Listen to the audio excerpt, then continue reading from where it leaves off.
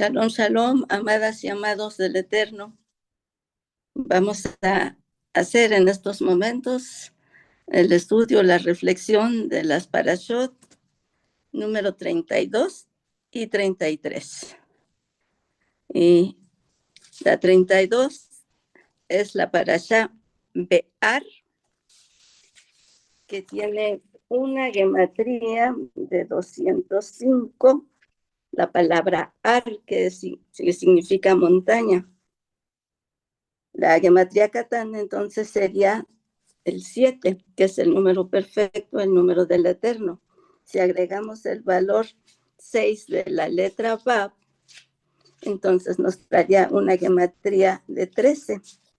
7 más 6, 13, que significa, ya vemos la palabra Ahava o la palabra amor, y es justamente lo que en este capítulo el Eterno nos habla, ¿sí? Las referencias bíblicas se encuentran en el libro de Baikra o Levítico 25:1 al 27:34. La Haftará se encuentra en el libro de Yirmiyahu 22:6 al 27.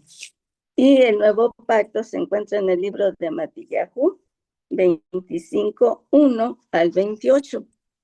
Vamos a iniciar hablando de la parashá Be'ar, que se encuentra en el capítulo 25 de Baikra. Ya vimos que la gematría es de 7 o de 13, agregando la letra Vav, y que significa pues el amor. ¿Y de qué nos habla en este capítulo esta parashá? Justamente dice que el Eterno habló a Moshe cuando se encontraba en la montaña Ar, y le dijo: dile a los hijos de Israel que durante el 7º año no siembren ni cosechen la tierra, sino que la tierra la harán descansar durante 6 años y el 7º descansará. La misma ordenanza que nos da para el Shabbat normal, de 6 días trabajar y el 7º descansar en la presencia del Eterno. Esos 7 años, ese 7º año que la tierra debe descansar, es lo mismo, ¿sí? Es un Shabbat de los años, de tal manera que en el 6º año el Eterno daba una cosecha tan abundante, de manera que la gente se preguntaba: si no sembramos nada en el 7º año, ¿qué vamos a comer? Pues justamente como en Shabbat, al 6º año les daba una cosecha tan abundante que se dice que durante el 7º año podían comer abundantemente. El 8º, que empezaban a sembrar y que cosechaban hasta el 9º año, aún en el 9º año tenían todavía alimento del que habían cosechado el 6º año. Ahí vemos cómo la obediencia a las ordenanzas del Eterno pues significan mucho, ¿sí? Este 7º año de descanso de la tierra recibe el nombre de año de Shemitah o descanso. De ahí que se han copiado algunos en Occidente, no sé, en algunos otros lugares, viene lo que le llaman el año de sabático, ¿sí? Que después de determinado tiempo los trabajadores pueden pedir un permiso y no laboran durante ese año sabático. Viene justamente de esta ordenanza, pero ya aplicado a otras cosas.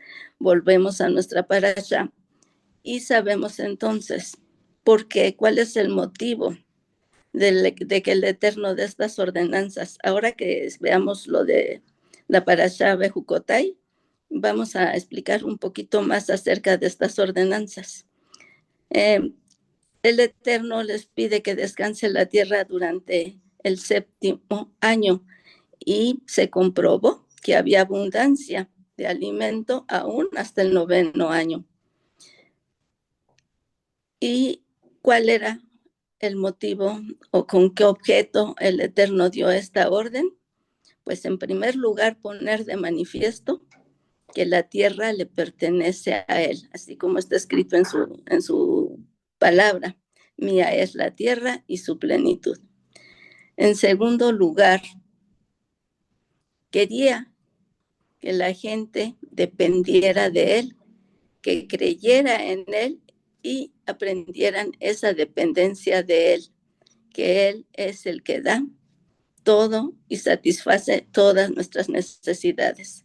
Y en tercer lugar, durante ese año de descanso de la tierra, las personas podían tener un tiempo pues bastante grande, libre, como para ocuparlo para estudiar Torah y enseñarlo a sus hijos, a todos sus seres queridos. Entonces, como vemos, aquí se manifiesta el amor del Todopoderoso, que hace descansar a la persona del trabajo tan arduo, que es labrar, sembrar y cosechar la tierra, y lo cambia por algo muy placentero, que es el estudio de la Torah. Y ciertamente nosotros vemos que la tierra como un ser vivo también necesita ese descanso. En Occidente nosotros podemos ver que algunos campesinos no es que dejen descansar a la tierra durante tanto tiempo, sino que rotan, le llaman la rotación de cultivos, ¿sí? En el que un año o no sé durante cuántos años siembran un producto, una semilla determinada y después siembran otra con el fin de no agotar los nutrientes de la tierra en el desarrollo de un producto agrícola, y así la están cambiando y se está fertilizando ahora con todo lo que se utiliza ahora de abonos y demás. Pero entonces aquí vemos la parte fundamental de las instrucciones del Eterno, que no son pues ningún capricho de ningún Elohim veleidoso, sino de un Elohim vivo, en donde radica toda la sabiduría para hacer las cosas como se tienen que hacer. Y bueno, después da la ordenanza de que reúna 7 años y por 7, o sea, que cuente años de 7 semanas o años de semanas, de tal manera que dé un total de 49 años. Y al siguiente año lo llama el año de Yobel o de jubileo, que es un descanso en general, tanto para la tierra, porque pues es después de 7 años de Shemitah, y tanto para el ser humano cuando se vende como esclavo. Esto lo vamos a ver un poquito después, pero lo importante aquí, ya vimos que el descanso de la tierra es en el año de Shemitah. En el año de Yobel es el descanso de la tierra y de todos los seres humanos, de tal manera que las condiciones aquí para celebrar el año de Yobel o de jubileo tenía como requisito que en ese día tenía que ser durante Yom HaKippurim, a los 50 años, en el mes de Tishrei, el 10 de Tishrei, que se celebra Yom HaKippurim, tenía que tocarse insistentemente, fuertemente, el shofar, que anunciaba libertad para todos. Dentro de eso, pues sabemos que las personas que habían sido esclavas, los que se habían quedado con sus amos por voluntad propia, que no habían querido ser liberados a los 7 años, esperaban hasta el año de Yobel y ahí ya tenían que salir libres. De tal manera que en el año de Yobel, la libertad que se anunciaba era para poder regresar ellos y sus familias a la tierra pues que les pertenecía, esa tierra que se les asignó durante la repartición de la tierra con Yehoshua al entrar a la tierra prometida. Se hizo la repartición de la tierra y así por generaciones fueron heredadas por la misma tribu, por la misma descendencia, de tal manera que cuando se vieron en la necesidad de convertirse en esclavos por deudas o por pues sí, por cualquier otra situación, más que nada, pues sí, necesitaban el dinero para hacer determinada cosa, y no tenían lo suficiente, de manera que se vendieron como esclavos o vendían incluso a sus hijos como esclavos para poder solucionar las deudas o los gastos que tenían. Pero en el año de Yobel todos tenían que salir libres, regresar a la tierra de su propiedad, la que se les había asignado en el reparto, y regresar de manera ya permanente con sus familias. Entonces, en ese año de Yobel, tampoco se tenía que sembrar ni cosechar, sino depender totalmente del Eterno, de todo lo que el Eterno les daba. Y pues vemos que cuando se entró a la tierra prometida, no se empezó a celebrar el año de Shemitah, sino hasta 21 años después de que entraron en la tierra. Y sabemos que a partir de ese tiempo se empezó a contar para celebrar el año tanto de Shemitah como de Yobel. Yobel, la palabra Yobel significa cuerno de carnero, por eso se toca el shofar. Y también de ahí se origina la palabra júbilo y jubilación. No es casual que entonces la jubilación de la gente que trabaja, generalmente, pues los años de servicio que tiene que prestar en una empresa, hace que se cumplan alrededor de los 60 o después de los 60 años, después de los 50 años. Entonces decíamos que el primer Shemitah se celebró 21 años después de entrar a la tierra prometida, y de ahí se siguieron celebrando los años de Shemitah cada 7 años y los años de jubileo cada 50. Esto se realizó durante 400 años, pero después de esos 400 años se dejó de celebrar estas ordenanzas, y se dice que se hizo durante 436 años. No se celebró ni Shemitah ni el año de jubileo. De tal manera que nosotros podemos ver que en 436 años hay 62 años de Shemitah, o sea, de 7 años, y 8 años de jubileo. Si nosotros sumamos 62 más 8, nos da un total de 70.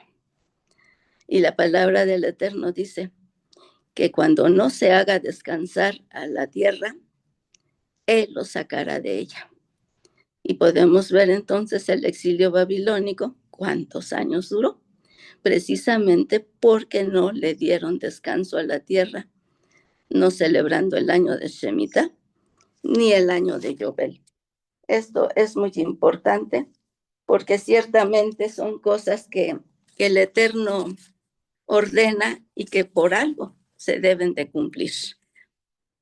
Después de esto, en el capítulo 26, bueno, perdón, antes de terminar con esto, hablábamos de lo que es la venta de la tierra, la venta de las casas, y nosotros nos vemos en esta parasha, como ya se dijo, que el Eterno hace hincapié en que la tierra le pertenece a él, no le pertenece a nadie, por lo tanto, está prohibido venderla.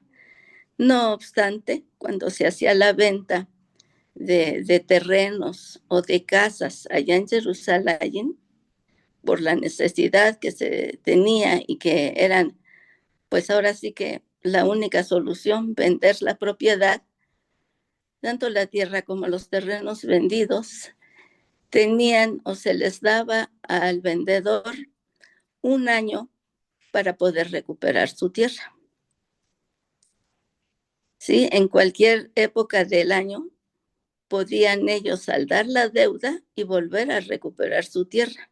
Si no lo hacían, entonces sí tenía que esperarse hasta el año de jubileo o el año Yobel para que la tierra volviera a regresar a sus manos. ¿Por qué? Porque era el año de libertad. Entonces, cuando se vendía la tierra o los terrenos, en el transcurso de ese año en que se tenía que recuperar, el propietario no iba a pagar en lo que la vendió, sino que el comprador pedía un precio de acuerdo a los años que faltaban para celebrar el jubileo, ¿sí? Entonces, siempre se pagaba menos por la tierra, ¿sí? De tal manera que realmente no era la tierra ni las propiedades las que se vendían, sino simplemente las cosechas que producían. Todo estaba en base al valor de la cosecha, no al valor de la tierra, ya que la tierra, como repetimos, no se vendía. Todas las propiedades que se vendían dentro de Jerusalén, dentro de la ciudad amurallada, podían ser rescatadas así en el transcurso de un año o bien volverlas a recuperar hasta el año de Yobel.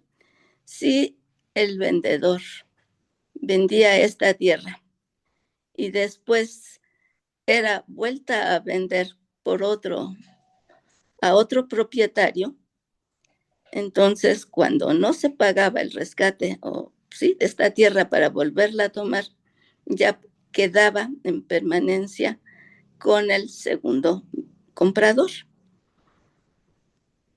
Las propiedades, casas o terrenos que se vendieran fuera de la ciudad amurallada sí podían volverse a recuperar pagando pues la cantidad suficiente o necesaria o establecida en cualquier época. Y cuando las propiedades no se podían rescatar, pues pasaban a manos de las autoridades, que en este caso pues eran, pues en el año de Yobel, pues las autoridades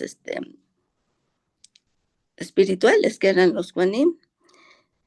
También vemos que, por ejemplo, los levitas, ellos no podían despojarse de su tierra, aun cuando podían también ejercer el derecho de venderlas temporalmente, tenían que recuperarlas. ¿Por qué? Porque era su única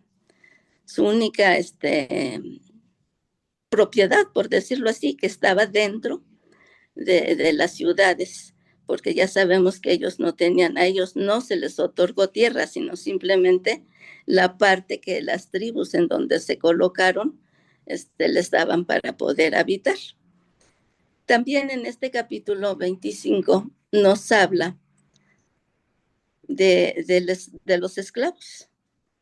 Hace hincapié la palabra en que dice que no se hagan mal uno al otro. ¿Qué quiere decir esto?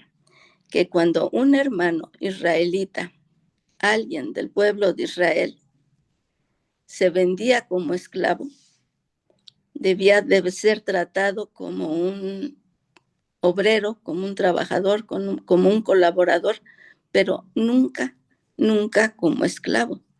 Y ya sabemos que a los 7 años, él tenía la oportunidad de salir libre. Cuando no quería hacerlo, permanecía ahí con el amo porque pues le gustaba el trato, se encariñaba con la familia del amo, en fin, y decidía permanecer con ellos. Pero en el año de Yobel, a los 50 años, tenía que salir libre y regresar a su propiedad original y con su familia ya de manera permanente. Cuando un israelita compraba esclavos que no fueran hebreos, entonces el trato era diferente, ¿sí? Sí los podía tratar realmente como esclavos, pero era un trato digno, un trato humano, nunca se abusaba de ellos. De tal manera que ellos permanecían todo el tiempo con sus amos. Cuando los amos faltaban, estos esclavos eran heredados a su descendencia y así la descendencia misma de los esclavos pertenecía a la descendencia del hebreo que los había comprado. Estos eran los únicos que sí no tenían pues ahora sí que la misma oportunidad que el esclavo hebreo, de ser liberados en el año de Shemitah o en el año de Yobel, pero pues no tenían una vida que les incomodara, porque el trato debería de ser justo como seres humanos, así como lo indica la Torá, que no hacer mal a nadie y tratarse con dignidad y con respeto. Entonces, ya en el capítulo 26, ya se nos habla de propiamente la parashá de Jucotay, que significa en mis estatutos, y la palabra Bejucotay tiene una gematría de 518. Si hacemos la gematría Catán, sabemos que es 8 más 5 más 1 nos da 14. Y la gematría Catán del número 14 nos da 5. 5 que corresponde a la palabra completa, completo. O 50, que es también completo, shalom, semilla, todo. ¿Y por qué se está completo? Porque justamente cuando nosotros cumplimos con todas las ordenanzas del Eterno, se dice que podemos estar completos, que tenemos shalom. Y en esta parashá se nos habla justamente de que debemos de obedecer todos sus mandamientos, todos sus estatutos, todos sus jukot. Sabemos que los mandamientos pueden ser diferentes.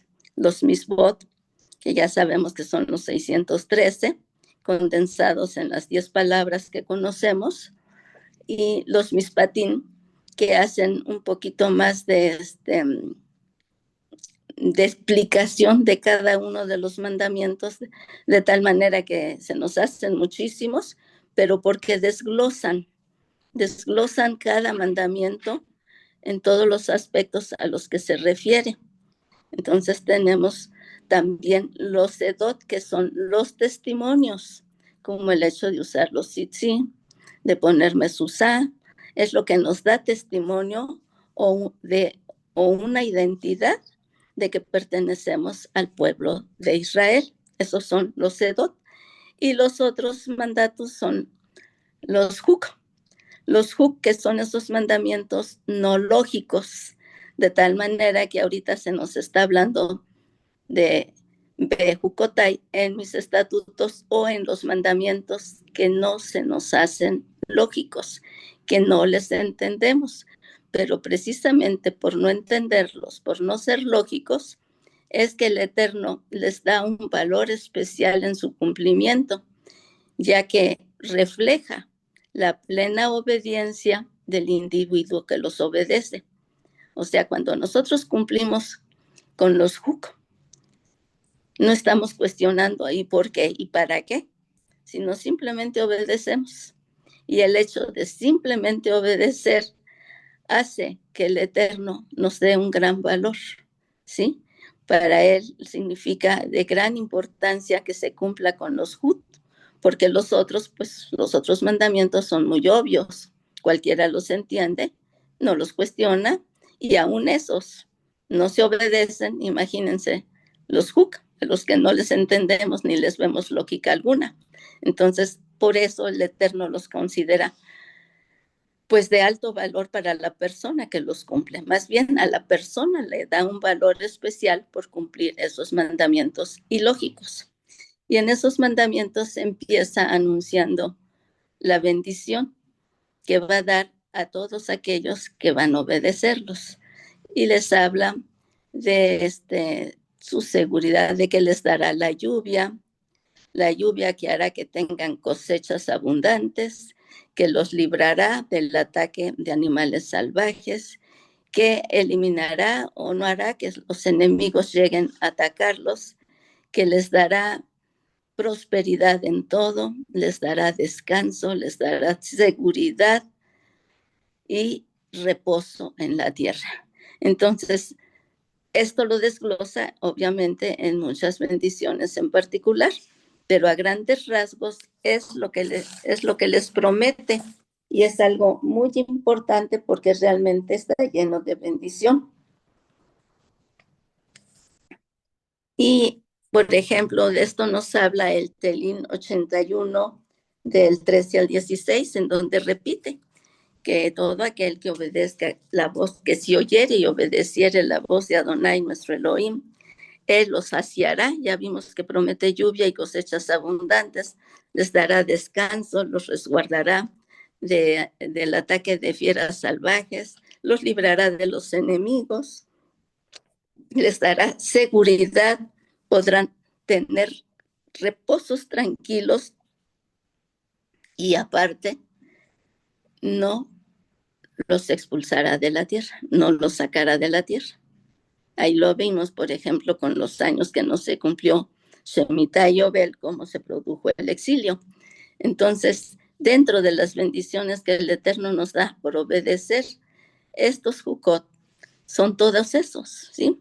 ¿De qué se va a carecer? De nada. Tenemos seguridad, descanso, estaremos saciados, nadie nos atacará y descansaremos en la tierra con toda seguridad. Pero advierte que si no se obedeciera, va a suceder todo lo contrario. ¿Qué es todo lo contrario? Pues justamente lo que aquí nos dice, ¿sí? No habrá descanso, dice, no habrá lluvias, no habrá cosechas, no nos librará de los enemigos, serán atacados por bestias salvajes que devorarán a sus hijos, no tendrán descanso, no tendrán seguridad, sembrarán y lo poco que cosechen no los saciará. Todo lo contrario que nos anuncia en la bendición. Dice que los asolarán temores repentinos que no saben ni por qué ni de dónde llegaron, pero entonces tendrán miedo, no se sentirán seguros de nada. Si llegan a sembrar su grano, o no crecerá, o no cosechará, o sus cosechas las disfrutarán otras personas. Advierte muchas cosas el Eterno, de tal manera que también les dice, y si después de esto no obedecieran, aumentaré el castigo o la corrección, yashar en hebreo, 7 veces más. Y anuncia enfermedades, anuncia fiebres y una serie de enfermedades que debilitarán al individuo. Y también la misma escasez en sus cosechas, en sus siembras, en el alimento, falta de descanso, ataque por parte de los enemigos, por parte de bestias salvajes, y que si una vez más no obedecieran, volverá a castigarlos 7 veces más, y así anuncia que serán castigados 7 veces 7, o sea, también 49 veces más, todos aquellos que no obedezcan, terminando las últimas maldiciones en que les advierte que aún 10 mujeres tendrán que utilizar un solo horno para elaborar su pan, de manera que será un pan tan escaso, tan pobre el que hagan, que tendrán que racionarlo para que les pueda alcanzar para comer. Entonces promete como castigo hambruna, de tal manera que dice, devorará la carne de sus hijos y de sus hijas.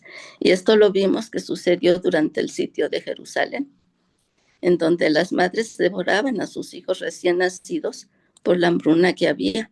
Entonces, son castigos terribles que están ahí como ejemplo en la Escritura de todo lo que el Eterno hace, no por castigar, porque la palabra yazar que han tomado como castigo también significa corrección.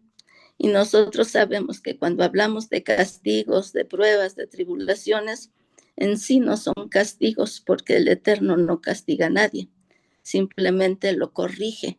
Escrito está en su palabra que el padre que ama a su hijo lo corrige. Y al que recibe como hijo, que sería el caso de los que hemos sido adoptados por el sacrificio de Yeshua Mashiach, dice, el que recibe como hijo lo golpea. Entonces, más es el castigo para nosotros. ¿Por qué? ¿Por qué? Porque de antemano aquí se ve que en el pueblo de Israel se dieron las ordenanzas en la Torah, y la obediencia a ellas pues generaba bendición o corrección. Pero el que recibe como hijo, en el caso de nosotros, que somos adoptados por Adonai a través del sacrificio de Yeshua HaMashiach, dice que lo azota. ¿Qué quiere decir esto? Que nosotros tuvimos la doble oportunidad, o tenemos la doble oportunidad, la doble advertencia sobre la obediencia y sobre la desobediencia. De tal manera que pues vemos, ¿no? Cuando hacemos algo indebido, pues las pruebas a las que somos sometidos, y muchas veces decimos, no acabo de salir de una cuando ya estoy en la otra y todo, pero es por amor. Es por amor, así como lo hablamos de la gematría de la parasha, en la montaña donde se dieron todos estos mandamientos. Por amor el Padre nos corrige. Y a nosotros que creemos en Yeshua HaMashiach, en que su sacrificio nos da la promesa de la salvación y nos limpia de todo pecado, de toda iniquidad, nos acerca más a Adonai. Obviamente que al que más se le da, más se le demanda. Es por eso que a nosotros, pues de repente como que decimos, nos llueve más, ¿verdad? ¿Por qué? Porque nos está purificando. Podemos decir, no, pero Israel no nos ha pasado lo que le ha pasado a Israel. Por supuesto que no, gracias al Eterno, ¿verdad? Pero tomemos en cuenta que también Israel no ha querido aceptar a Yeshua HaMashiach. Sabemos que a propósito también el Eterno permite esto porque nos está dando oportunidad a todas las naciones de conocerlo y poder alcanzar la salvación.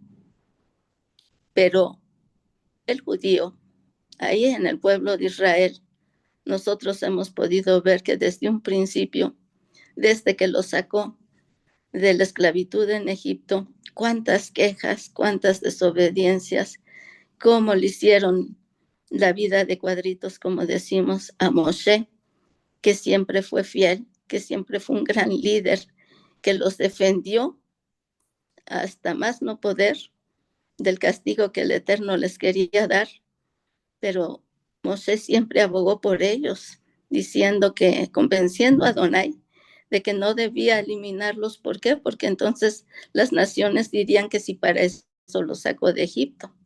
Entonces con eso el Eterno les daba una y otra oportunidad, y cuando les dio tantos mandamientos y les prohibió dejar vivo a todos esos pueblos paganos para que no se contaminaran con sus costumbres, y lo desobedecieron y se atrevieron a hacer pactos con ellos y todo, podemos ver entonces ahora las consecuencias de todas esas actitudes, de toda esa desobediencia, todo lo que ha pasado y está pasando en Israel, y lo que pues que el Eterno los libre y nos libre a todos de todo lo que pueda pasar, porque sabemos que Él nos advierte justamente en estas parashot, que la corrección que Él da por la desobediencia primero va a ser para el judío y después para el griego. Y al hablar de griego se refiere a todos los goín, a todos los que estamos en el resto de las naciones. De tal manera que nosotros debemos hacer hincapié y una conciencia plena de lo que el Eterno nos manda en cada uno de sus mandamientos, de sus estatutos, para poderlos seguir y así librarnos hasta donde sea posible de esas correcciones. Porque obviamente sabemos que mientras tengamos el Yetzer Hara, la inclinación al mal, pues estaremos fallando constantemente. Pero tenemos la oportunidad de arrepentirnos, y es de lo que debemos de estar conscientes. Arrepentirnos, pedir perdón y volver a Adonai, haciendo la restauración de todos los daños ocasionados por nuestra desobediencia. Si esto no sucede, entonces sabemos que nos hacemos acreedores a todas esas correcciones de las que en esta parasha de Bejucotai nos está hablando, que son una infinidad de castigos. Una infinidad de castigos que tienen como finalidad siempre que el pueblo se arrepienta, porque al final de esta parasha también nos dice, después de haberlos castigado 7 veces 7 por todos los pecados, toda la desobediencia cometida, después de que los arrojará a las naciones, los exiliará de Israel, finalmente dice, sin embargo, me acordaré del pacto hecho con sus padres y yo los recogeré, los perdonaré y los devolveré a su tierra. Por eso es que se habla mucho de que si el último año de jubileo fue por allá del año 1980, se espera que el próximo jubileo sea entre el año 2029 y 2030. Y justamente por anunciar el año de jubileo y justamente en Yom HaKippurim, se espera que sea cuando Yeshua vuelva por su pueblo, para podernos dar la libertad a todos, eliminar al Yetzer Hará, la inclinación al mal, que es la que nos hace reincidir en la desobediencia, y de esa manera darnos la libertad y la salvación que nos ha prometido en su palabra. Y bueno, aquí ¿qué podemos ver? Porque la gente es desobediente. Porque se dice que la obediencia solamente se da cuando se adquiere conciencia a través del estudio y la aceptación de la Torah. Mientras no se tenga Torah, se va a seguir en desobediencia. Va a ser muy difícil obedecer porque no vamos a entender, no se entienden pues los mandamientos y las leyes que el Eterno los dio. Por eso es que se hace carne en Yeshua HaMashiach para que Él cumpla con toda la Torah. Y al cumplir con toda la Torah, no nada más la está citando en sus enseñanzas de cada Shabbat en la sinagoga, sino que nos la está mostrando con su propia vida, con ese ejemplo que nos dio cuando anduvo aquí en la tierra, con todo lo que predicó a sus talmidim y con todo lo que hizo. Por eso es que dice su palabra fue obediente y obediente hasta la muerte de cruz. ¿Por qué? Porque hizo vida a la Torah, porque es la Torah viviente. Y nosotros únicamente podremos llegar a ser esos hijos obedientes que Él quiere cuando cumplamos y hagamos vida a la Torah. Y por eso dice también en su palabra que no es gravoso. Lo vamos a ver en parashot posteriores, de que dice mi palabra no está a otro lado del mar para que nadie pueda ir por ella, ni en el cielo para ver quién puede subir por ella, sino que está muy cerca de nosotros, dentro de nuestro corazón, porque así lo dice su palabra. Él escribió las tablas de su ley en las tablas de nuestro corazón, de manera que nosotros sabemos perfectamente lo que está bien y lo que está mal, que necesitamos entender un poquito más claro de sus ordenanzas, pero esto solo lo conseguiremos a través del estudio de la Torah y solamente así llegaremos a la obediencia que Él nos está pidiendo. Y bueno, al final de esta parasha termina hablando del rescate de las almas. ¿Qué significa esto? Pues justamente cuando los hijos, por ejemplo, los hijos, las casas, aún los animales de las ofrendas, son ofrecidos a Adonai como un voto, como una promesa, pues lo tenemos que cumplir. Se tienen que dar. Sin embargo, algunas veces es difícil cumplir estos votos, sobre todo cuando se trata de los hijos. Sabemos que nosotros en nuestra voluntad los podemos entregar a Adonai, ofrecérselos, pero que ellos creciendo van a tomar sus propias decisiones. Entonces, tomando en cuenta todo esto, esas almas pueden redimirse o rescatarse mediante un pago que se hace a los Kuan-Yin para que a través de ese pago puedan, pues, satisfacer las necesidades que se susciten en el Mikdash, en el templo, restauraciones o necesidades múltiples que se dan en ellos. De tal manera que se decía que el rescate pagado por las almas de una persona de 20 años a 60 años era de 50 ciclos de plata, si era el caso de los varones, 30 ciclos de plata, si era el caso de las mujeres. Cuando eran menores de 20 años, de 5 a 20 años, el pago que se tenía que hacer para rescatar sus almas era en los varones de 20 ciclos de plata y 10 ciclos de plata para las mujeres. Y en los niños menores de 5 años eran de 5 ciclos de plata para el varón y 3 ciclos de plata para la mujercita. Con el pago de este rescate era que se rompía ese voto que los padres habían hecho sobre sus hijos. Y cuando se prometía también un animal en sacrificio, debía de cumplirse. Pero esta promesa se hacía por un voto que quedaba fuera de las ordenanzas de los sacrificios que ya conocimos al principio de este libro. En este caso era por favores especiales que se hacían esos votos de entregar ciertos animales en sacrificio.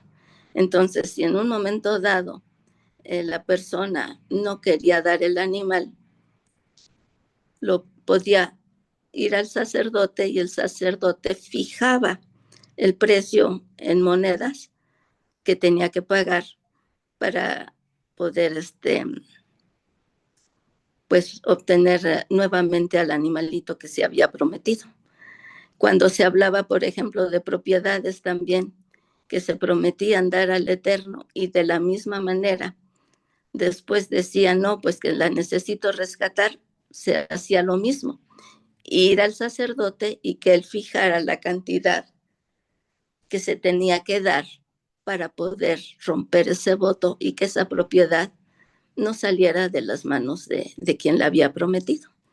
Finalmente, esta parashá termina con este tema, ¿sí? De cómo rescatar el alma o cómo más bien romper los votos que se hacían al Eterno mediante la paga del equivalente fijado por el sacerdote.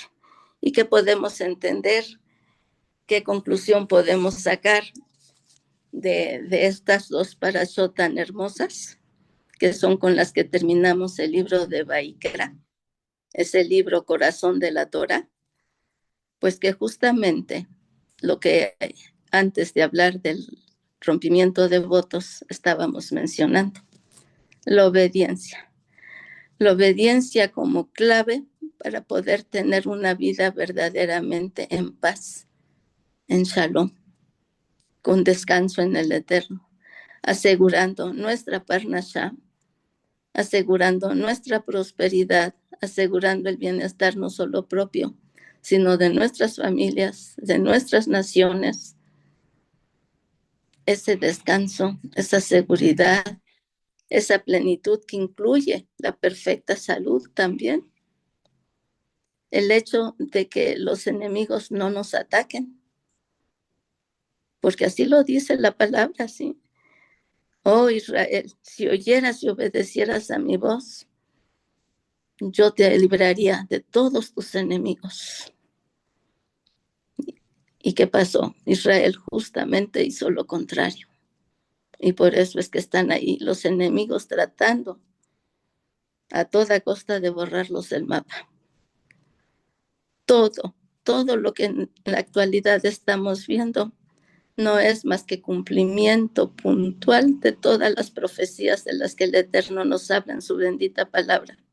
El cumplimiento de todas esas correcciones que Él está estableciendo por causa de la desobediencia, pero sabemos, y esta es la gran esperanza y es lo que todos debemos de ver, que tras esa corrección, tras todas esas calamidades, finalmente tenemos esa promesa, y lo dice en el libro de Osea y en el libro de Zacarías, que Él recordará el pacto que hizo con nuestros padres y rescatará al pueblo de Israel y lo llevará a descansar a la tierra que le entregó. Pero después de cuántas calamidades pasadas, después de cuánto, y no va a ser gratuito, no va a ser porque el Eterno se canse y diga, bueno, ya, no quieren obedecer, ya ni modo, al final voy a cumplir mi palabra y los voy a salvar. No, porque dentro de todo eso, Él va a cumplir su palabra, obvio, y va a llevar de vuelta al pueblo de Israel a ocupar la tierra que les prometió. Pero en el transcurso de calamidad en calamidad, el Eterno sabe y sabía desde un principio que los iba a llevar al arrepentimiento. De tal manera que, pues todos los que finalmente lleguemos a arrepentirnos, estaremos con Él. Y desafortunadamente, los que no alcancen esa conciencia y ese arrepentimiento, pues ya sabemos lo que sucederá con ellos, desafortunadamente. Y bueno, con esto terminamos la reflexión de estas dos últimas parashot. Y como decimos, Hazak, Hazak, Beni Haset, al final de cada libro que estudiamos del Humash, del Pentateuco, de la Torá. Y para la próxima semana estaremos estudiando, si el Rey nos los permite, la siguiente parashá, primera del libro de Bamidbar o Números. Y Padre Celestial, en estos momentos te damos gracias porque nos permites compartir tu palabra, porque nos permites cada vez más concientizar sobre ella y ver realmente lo que nos conviene hacer, porque tú claramente pones delante de nosotros la bendición y la maldición para que escojamos. Y aún cuando nos das la libertad de escoger, todavía nos mencionas, pero escoge la bendición para que vivas. Todavía nos das ese empujoncito hacia la bendición, porque no quieres que nada malo nos suceda. Tú no quieres que suframos, no quieres que muera el que está muriendo. Tu voluntad es que todos lleguemos al conocimiento de ti y que seamos salvos. Y por eso estamos aquí, Rey amado, para pedirte que uses nuestras vidas, llenes nuestras vasijas que has restaurado con el poder de tu Ruach HaKodesh y nos lleves ante aquel que está pasando necesidad para compartirle de ti, para todos aquellos que no conocen todo lo que hay en tu palabra, todas las bendiciones y todas las correcciones que prometes puedan conocerlo y entonces también tener la oportunidad que nos has dado a nosotros de arrepentirnos y de esforzarnos por hacer vida a tu palabra para poder llegar a obtener la bendición. Gracias te damos por ello, Rey, y te pedimos que pongas tu mano poderosa sobre todas las familias de tu pueblo, sobre todos nuestros hijos, y no permitas que se alejen de ti ni a derecha ni a izquierda, sino en el contrario. Concientízalos de todos estos mandatos que tú nos das para que sepan que los tienen que cumplir, que no es gravoso, que es más fácil cumplirlos que poder exponerse a todas las correcciones que tú nos das. Bendito Padre Celestial, en el nombre poderoso de Yeshua Mashiach te pedimos, ayúdanos a hacer vida a tu palabra, perdona todas nuestras transgresiones y síguenos bendiciendo de más a más para poder llegar a la meta, a ese llamamiento que nos has dado, alcanzar la salvación y vivir la eternidad a tu lado. Gracias te damos por todo, Padre Celestial, en el nombre poderoso de Yeshua Mashiach. Amén, amén, de amén.